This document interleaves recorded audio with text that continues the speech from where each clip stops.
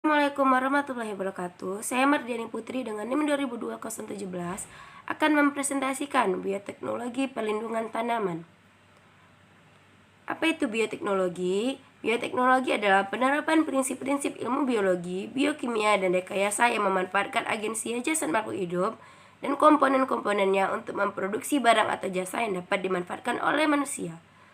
Bioteknologi pelindungan tanaman adalah penerapan prinsip-prinsip ilmu biologi, biokimia, dan rekayasa yang memanfaatkan agensi jasad makhluk hidup untuk mencegah, menghindarkan, dan membuat tanaman resisten terhadap OPT agar pertumbuhan serta potensi produksi tanaman menjadi maksimal.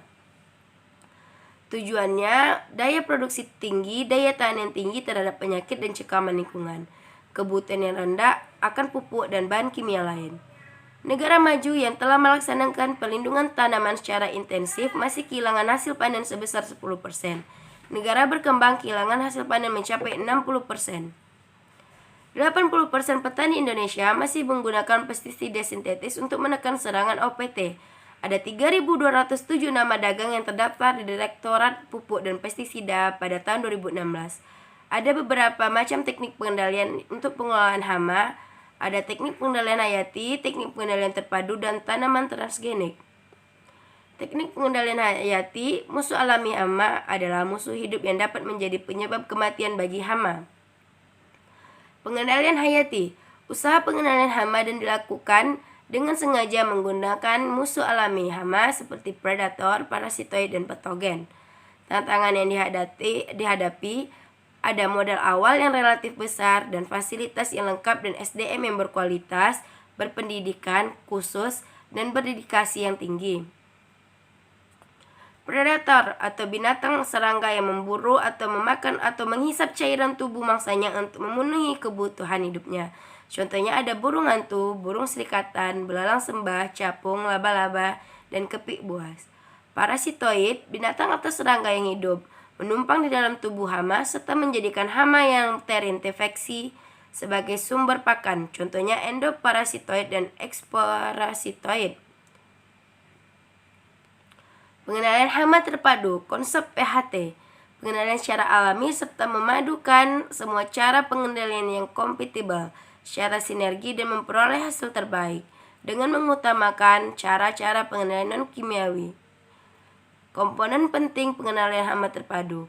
Pengendalian secara fisik merupakan pemanfaatan atau pengubah faktor lingkungan fisik sehingga dapat menurunkan populasi hama penyakit. Tindakan pengendalian hama secara fisik dapat dilakukan dengan beberapa cara. Ada pemanasan, pembakaran, pendinginan, dan lain-lain. Pengendalian secara mekanik, pengendalian hama dan penyakit secara mekanik dengan melakukan secara manual oleh manusia. Pengendalian secara mekanik dapat dilakukan dengan cara sederhana, membutuhkan tenaga kerja yang banyak dan waktu yang relatif lama.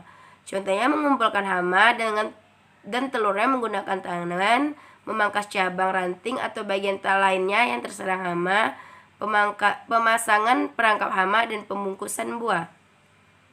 Pengendalian kultur, teknik pengendalian hama dan penyakit secara kultur teknik yaitu pengendalian hama dan penyakit melalui sistem atau cara dalam bercocok tanam. Pengendalian tindakan dalam cara bercocok tanam yang dapat mengurangi atau menekan populasi serangan hama.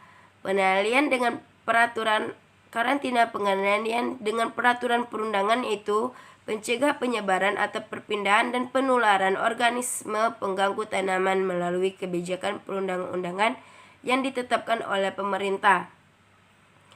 Pengendalian secara kimiawi, pengendalian hama dan penyakit menggunakan pestisida sintetis kimia adalah alternatif terakhir apabila cara-cara pengendalian yang lain tidak mampu mengatasi peningkatan populasi hama yang telah melampaui atau diambang kendali. Tujuannya merupakan koreksi untuk penurunan populasi hama atau penyakit sampai pada batas keseimbangan. Penggunaan pestisida juga harus tepat sasaran, tepat dosis, dan tepat waktu. Baiklah, sekian hasil presentasi saya. Saya harap dapat memahaminya. Sekian, wassalamualaikum warahmatullahi wabarakatuh.